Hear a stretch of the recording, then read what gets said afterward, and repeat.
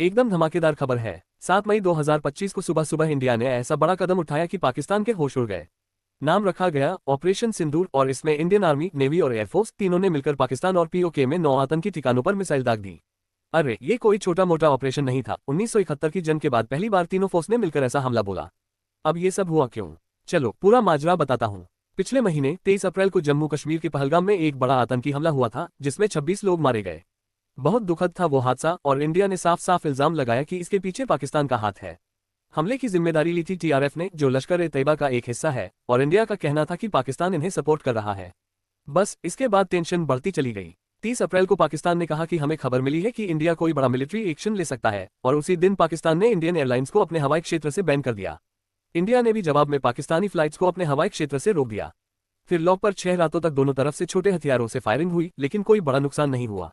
फिर आया 7 मई का दिन। इंडिया ने सुबह सुबह ऑपरेशन सिंदूर लॉन्च कर दिया। कोटली और मुजफ्फराबाद जैसे पीओके के इलाकों में और पाकिस्तान के पंजाब में बहावलपुर, जो जैश-ए-मोहम्मद का बड़ा गढ़ है, वहां मिसाइल दागी गई।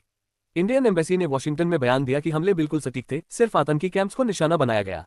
लेकिन पाकिस्तान की तरफ से हंगामा मच गया। वो बोल रहे हैं कि 8 लोग मारे गए, जिसमें एक 16 साल की लड़की भी थी, और 35 लोग जख्मी हो गए। कह रहे हैं कि सिविलियन इलाकों पर भी हमले हुए, जिससे वहां की जनता भड़क गई।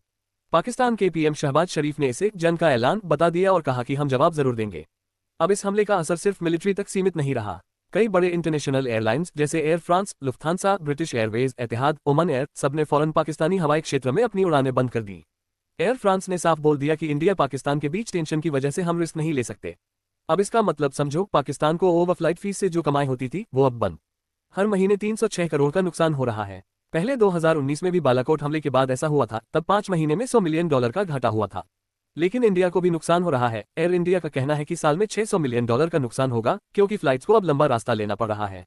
वो सरकार से सब्सिडी की मांग कर रहे हैं। पाकिस्तान में शहबाज शरीफ ने अमेरिका के secretary of state Marco Rubio से फोन पर बात की और कहा कि हम पहलगाम हमले से कोई लेना देना नहीं रखते, न्यूट्रल जांच करवा लो। लेकिन वहां की जनता भड़क गई है। कोटली और मुजफ्फराबाद में प्रोटेस्ट हो रहे हैं। सोशल मीडिया पर भी बवाल मचा है। इंडिया में कुछ लोग बोल रहे हैं कि पाकिस्तान को आतंकवाद का सपोर्ट करने की सजा मिली, लेकिन कुछ डर रहे हैं कि कहीं ये जंग में न बदल जाए। अल जजीरा और एनपीआर ने भी इसे कवर किया, बोल रहे हैं कि 2 न्यूक्लियर पावर देशों के बीच ये टेंशन बहुत खतरनाक है। तो भाई माजरा ये है कि ऑपरेशन सिंदूर ने इंडिया पाकिस्तान के रिश्तों को बहुत नाजुक मोड़ पर ला दिया।